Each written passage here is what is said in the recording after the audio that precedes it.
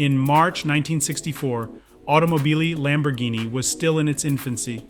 Established just a few months previously, it had presented its first prototype in October 1963, known as the 350 GTV, and designed by Franco Scaglione and built at Carrozzeria Sargiotto in Turin. The production car, derived from that first prototype, which remained a one-off, was the 350 GT, presented at the Geneva Motor Show in March 1964. 60 years after that debut, Automobili Lamborghini is back on the streets of Geneva with the 350 GT with the second chassis number, the oldest existing production Lamborghini, to celebrate the story of its first production car and the origins of the Sant'Agata Bolognese carmaker's DNA.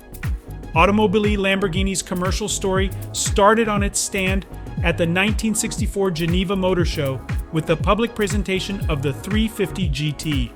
From that point on, customers were able to buy a car with the iconic bull symbol. Right from its conception, the 350 GT was fast and extraordinary at the same time. The chassis and frame were the result of the work of engineer Giampaolo Dallara, very young at the time and now considered the best chassis maker in the world. The 3.5-liter V12 engine with 4 overhead camshafts was the design of engineer Giotto Bizzarini, who envisaged it for competitive use, and was adapted for road use on the 350 GT by engineer Paolo Stanzani, a key figure in the history of Automobili Lamborghini and GT cars around the world.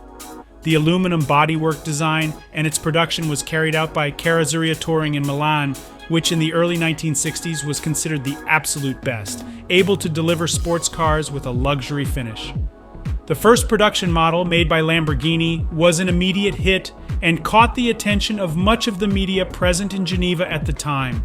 The interiors of the 350 GT were of the highest level, with widespread use of leather and chrome plating, and characterized by a 2+1 configuration, with 2 front seats and a 1 central rear seat. As well as the design, the engineering was striking. The 4 independent wheels and engine performance, with 320 CV, were state-of-the-art choices. The engine captivated every visitor to the stand, where Ferruccio Lamborghini himself showed off the car to onlookers, future customers, and journalists. As confirmation of its qualities, the Lamborghini FIV 12 was taken to 4 liters just a few months later on the 400 GT, and in this new configuration, it would become the cornerstone of Lamborghini's success.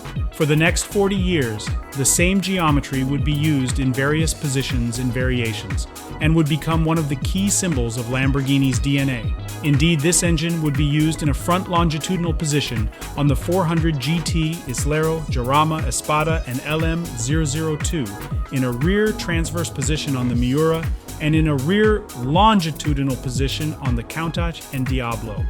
The first 350 GT was delivered to Livorno-born drummer Giampiero Giusti, who was at the height of his success with the band I5 di Luca, which later became the Quartetto di Luca, considered one of the most important jazz ensembles in Italy.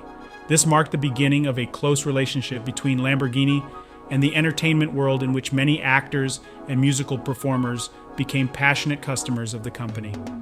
The 350 GT took on a starring role in the 1967 Columbia Pictures film Kill Me Quick, I'm Cold, directed by Francesco Maselli, where it was driven by the leading couple, Monica Vitti and Jean Sorel. The car exhibited at the Lamborghini stand at Geneva 1964 was the 350 GT chassis hash 101, metallic Geneva green in color with white interior, the first ever produced. The car, later used as a test model for development and endurance tests, was unfortunately destroyed by a rear-end collision while stopped at traffic lights. However, the very next 350 GT with the second chassis number did survive. Metallic gray in color with red interior, dispatched from Sant'Agata Bolognese on the 15th of August 1964, and delivered brand new to Geneva.